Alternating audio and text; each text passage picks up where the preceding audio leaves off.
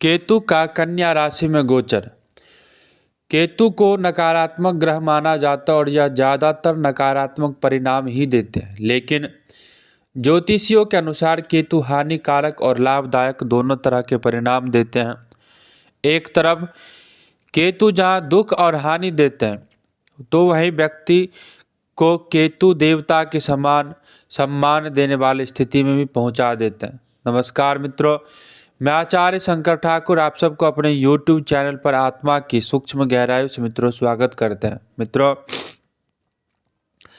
यदि आपने अब तक हमारे इस YouTube चैनल को सब्सक्राइब नहीं करा है तो कृपया करके इस YouTube चैनल को सब्सक्राइब करें, लाइक करें और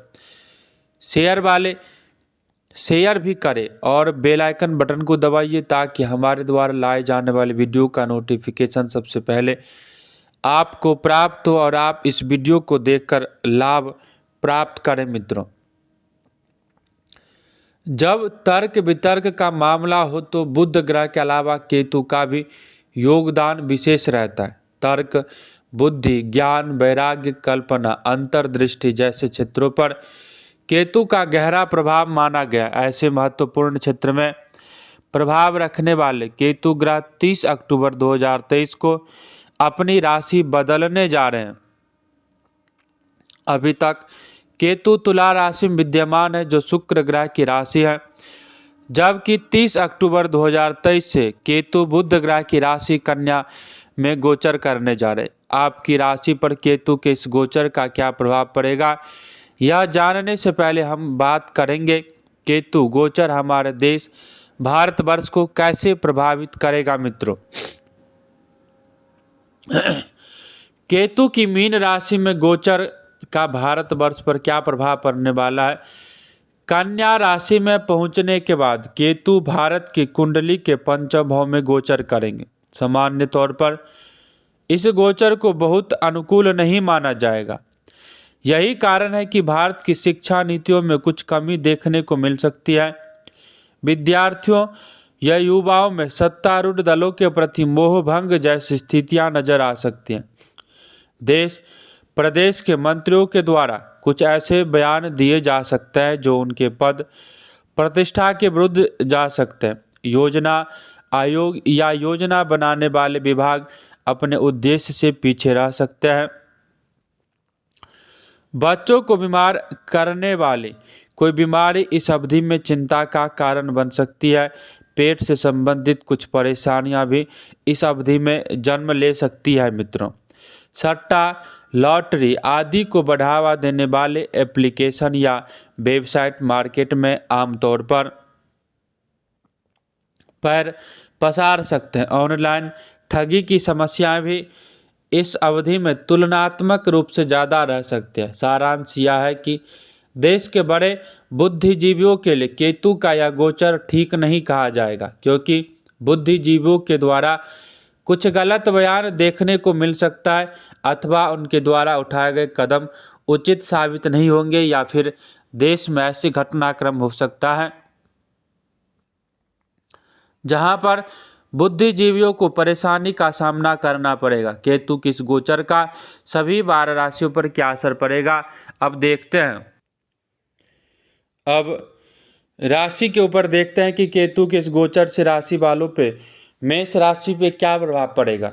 मेष राशि वालों के लिए केतु आपकी कुंडली में छठे भाव गोचर करने वाले हैं और यहाँ पर केतु के गोचर को अच्छे परिणाम देने वाला कहा गया है। इसके फलस्वरूप आप अपने पराक्रम के दम पर न केवल अपने काम धंधे को बेहतर दिशा में दे सकेंगे बल्कि अच्छा लाभ भी कमा सकेंगे। यही नहीं, यदि पिछले दिनों कोई काम नहीं बन पाया था अथवा कोई काम बनते बनते बिगड़ गया था तो उसे भी जब आप अपने फेवर में कर सकेंगे।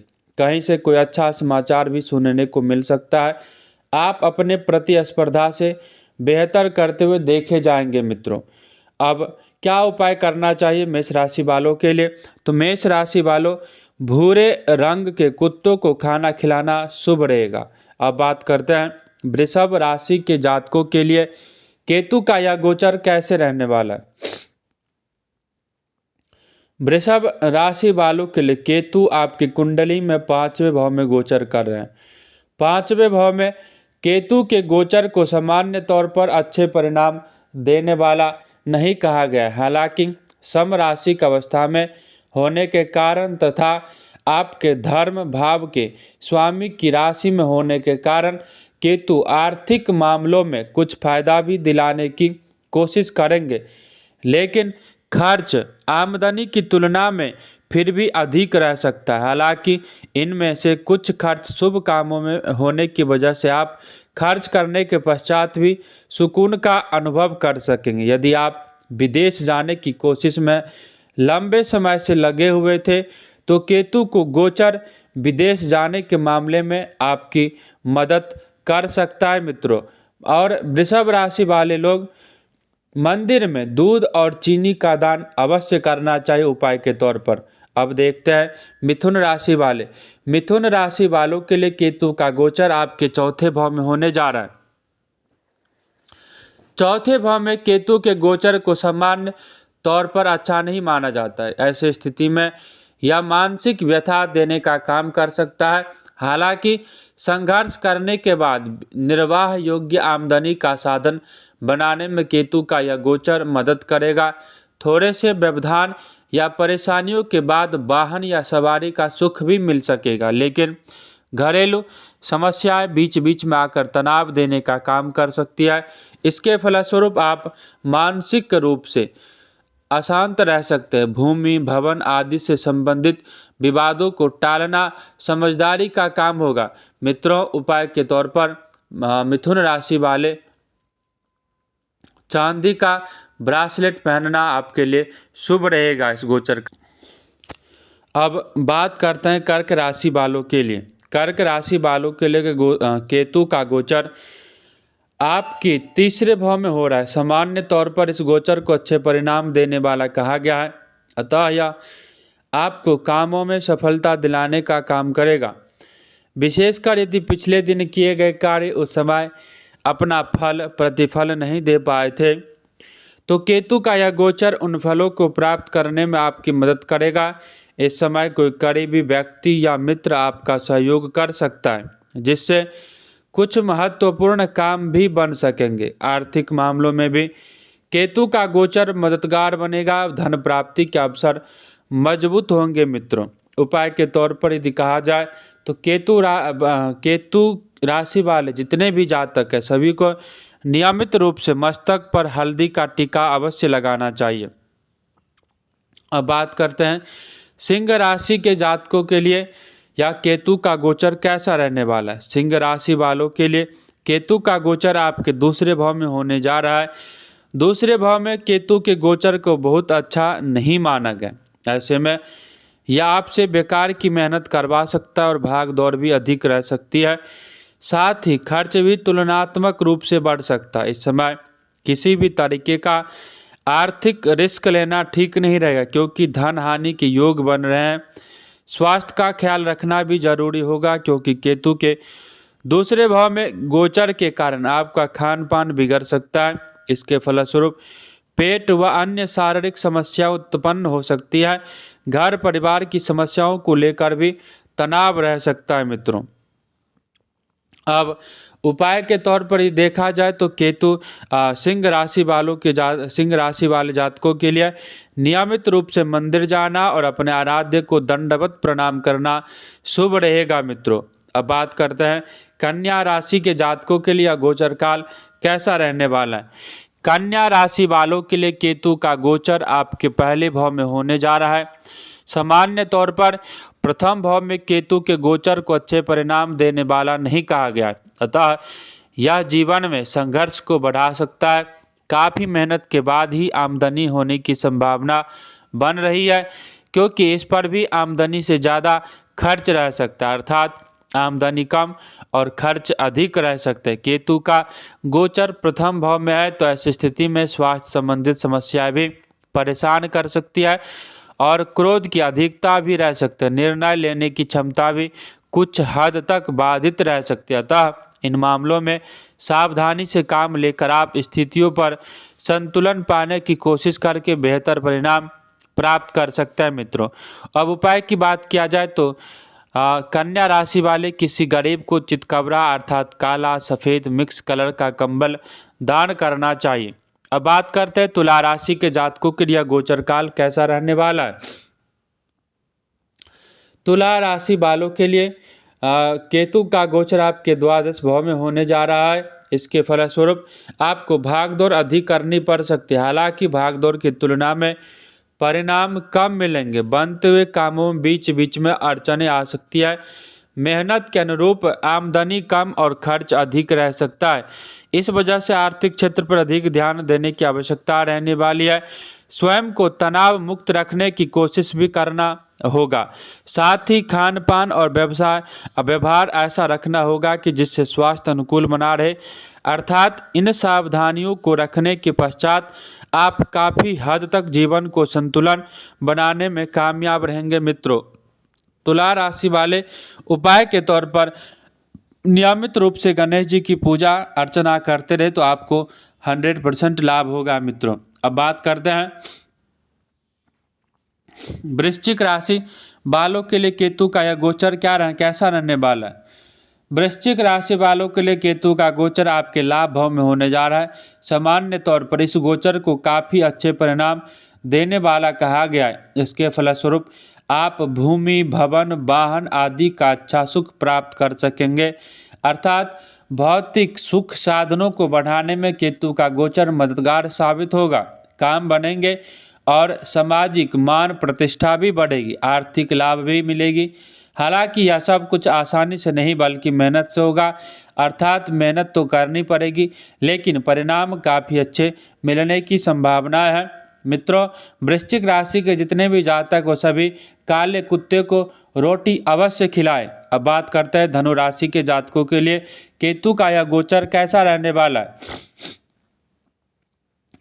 धनु राशि वालों के लिए केतु का गोचर आपके दशम भाव अर्थात कर्म भाव में होने जा रहे हैं। अतः अपनी कार्यशैली में थोड़ा बहुत बदलाव करने की आवश्यकता होगी, लेकिन जो काम आप कर रहे हैं उसमें कोई नया प्रयोग करने से बचे।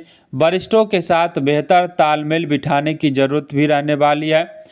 अपनों के साथ पराये जैसा व्यवहार करने से बचना होगा और बेकार के खर्चों को भी रोकने की कोशिश करनी होगी।